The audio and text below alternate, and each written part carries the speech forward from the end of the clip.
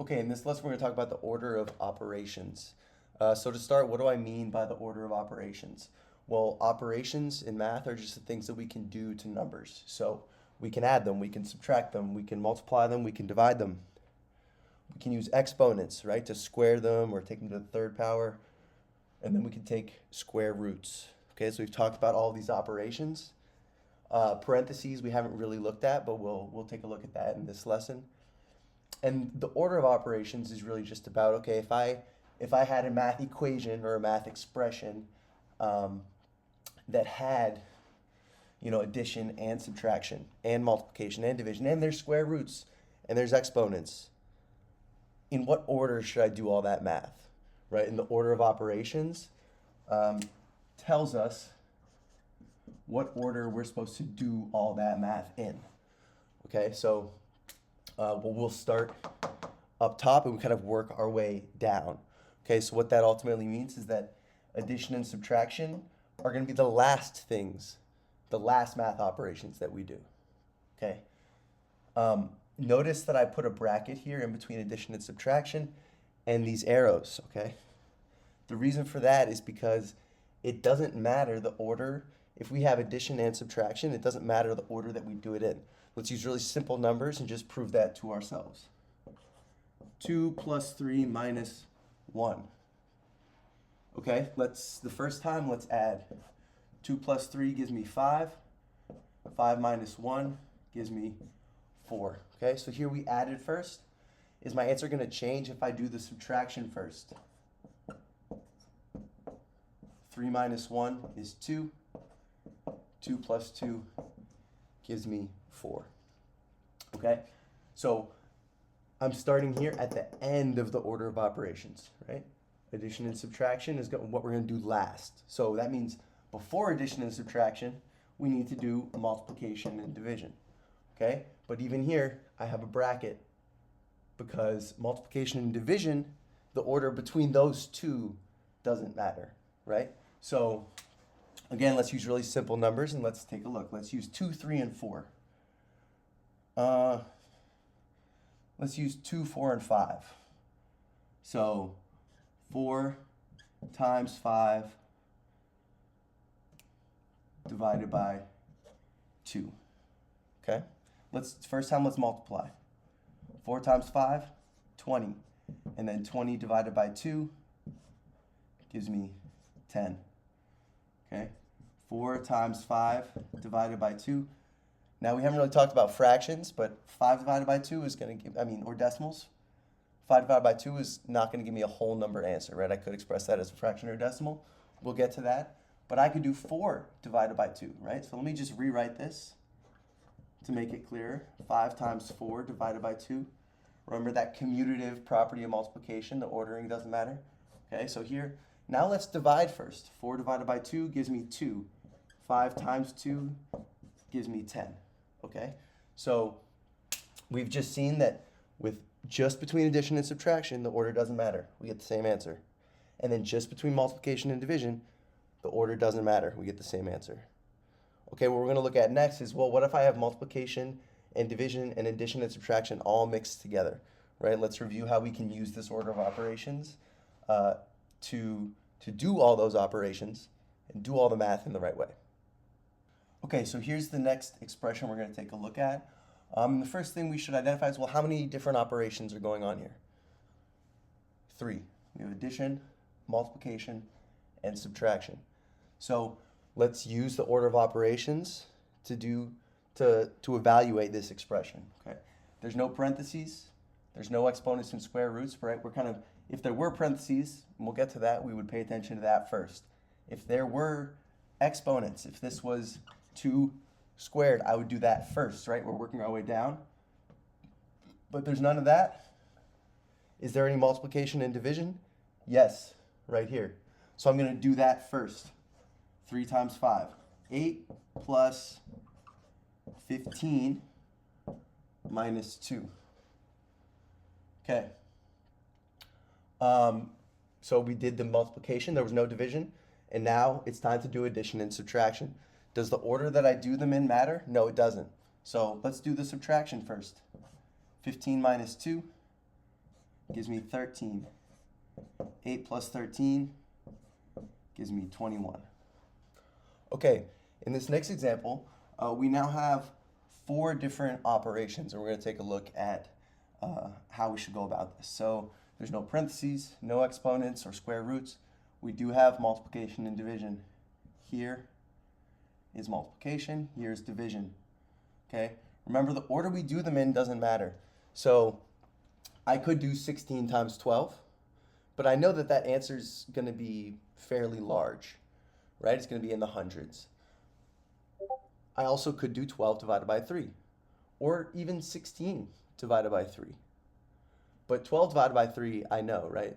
Because 12 is one of my 3 times tables. So let's start by doing that, because then I'm multiplying by a smaller number, right? 12 divided by 3 is 4. Okay, everything else, let's copy down. Okay, now with this new somewhat simplified expression, what does the order of operations tell us to do first? Well, we have subtraction, multiplication, addition. We do the multiplication first. Okay, 16 times 4, I can do that in my head. 4 times 10 is 40. 4 times 6 is 24, so that's 64. 84 minus 64 plus 9. Okay, again, now all we're left with is subtraction and addition. The order there doesn't matter. I see that these have the same digit in the ones place, so it's pretty easy to subtract them. 84 minus 64 is 20. 20 plus 9 is 29. Okay, so now we're going to look at the exact same expression, but you'll notice that I put in a set of parentheses, okay? These are parentheses. And so you'll also notice that parentheses are up at the very start of our order of operations, right? We start here, we work our way down. So the parentheses tell us solve whatever's inside the parentheses first. Okay, so even though here, what's inside the parentheses, what operation is this? Addition. That's usually the last thing we would do.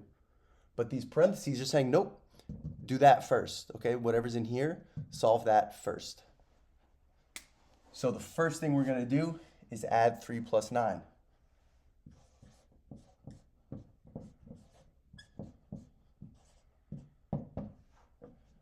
Once I do the math operation inside the parentheses can go away, right? They don't need to stay there. All right, now that I've resolved what's inside the parentheses, let's just proceed with the rest of the order of operations. There are no exponents and no roots.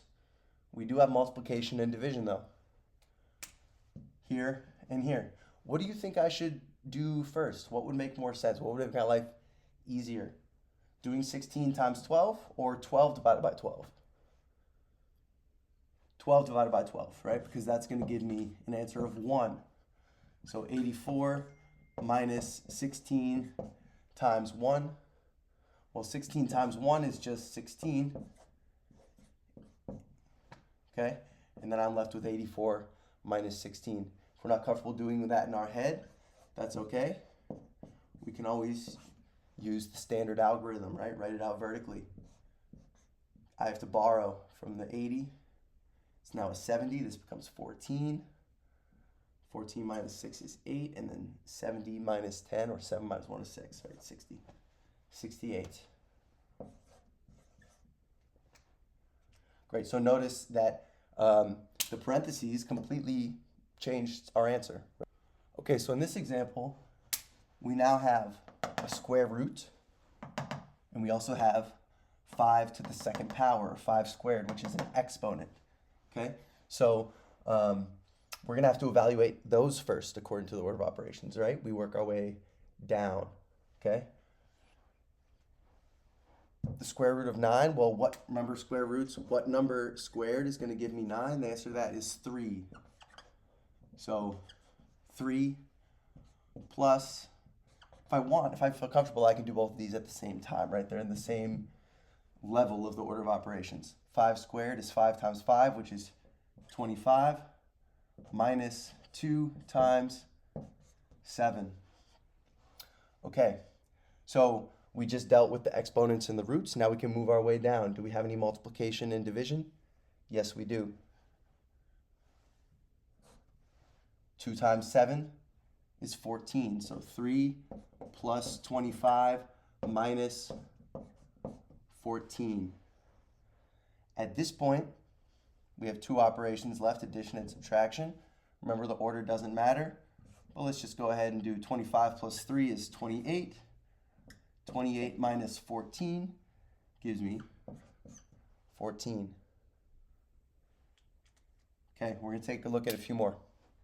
So in this example, we're bringing pretty much everything together, okay?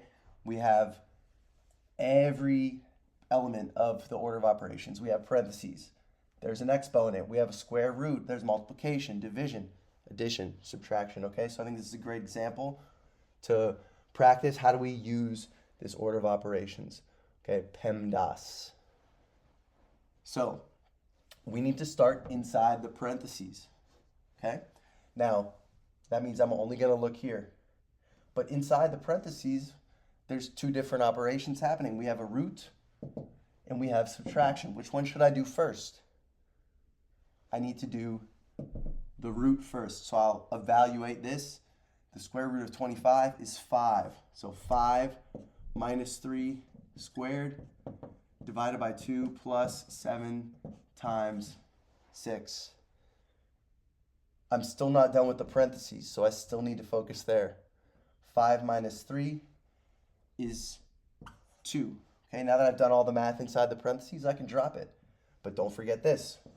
This says you're going to square whatever is the value of that's inside the parentheses. Okay, 2 squared divided by 2 plus 7 times 6. Okay, where do we go now? Well, we still have an exponent, right? So we need to do that before we do any multiplication and division. 2 squared means 2 times 2, which is 4, divided by 2 plus 7 times 6. Okay? We now have 3 operations left: division, addition, multiplication. So we're going to do the multiplication and the division before the addition. Okay? The addition will be last. So I'm going to go ahead and do 4 divided by 2 gives me 2. And 7 times 6 gives me 42. Okay, and then 42 plus 2, or 2 plus 42. But it's easier to think about starting with the larger number, right? 42 plus 2, 44. Okay, this is going to be the last problem that we look at. And there's really just one extra detail that I wanted to focus on, which is here that we now, instead of, right, in the previous problems when we had square roots, it was just of a single value, like the square root of 25, okay? But here now we have a square root of like a whole expression.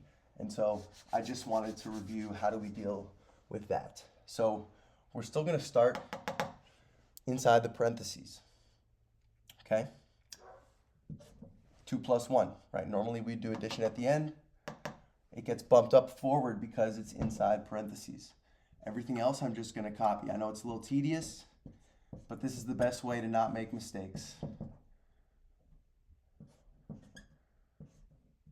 Okay? I know I talked about you can get rid of the parentheses, but we can also leave it there. No big deal. Okay, so now let's pause and ask ourselves, what operations do we have going on here? I have exponents here and here. I have a square root here. I have addition and I have division. So we need to deal with the exponents and the square roots. This one's fairly straightforward. 3 squared is 3 times 3, which is 9. Okay? So this becomes a 9. But this square root here is not so simple, right? We actually have an exponent inside of a square root. Okay? Now when we have a square root symbol like this and there's several different things underneath it, we kind of treat it like parentheses, right? I can't take the square root of this until I figure out what it's actually what's its value actually is, right? What it's equal to. So before we take the square root, we need to do this math, right? Even though that's subtraction, even though it's at the end, right? This acts like a set of parentheses. So before we can take the square root, we need to figure this out.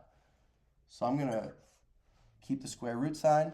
5 squared is 25 minus 21.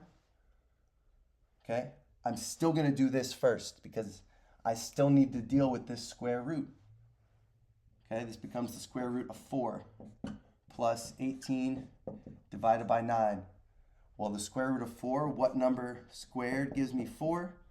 That's 2. So 2 plus 18 divided by 9, we're almost there. We now have 2 operations left, addition and division. We need to do division first. 18 divided by 9 is 2. 2 plus 2 gives me 4. Okay, all that, all right, came down to 4. So I hope this video was helpful as far as reviewing the order of operations, right? This acronym that we use to help us remember it, PEMDAS. I realized that I didn't address that in the beginning, okay? PEMDAS, which stands for parentheses, exponents, multiplication, division, addition, subtraction. Okay, it can be a helpful tool if we have a difficult time remembering this, but hopefully we have enough practice that we really just internalize these rules. Thanks for watching. I'll see you in the next one.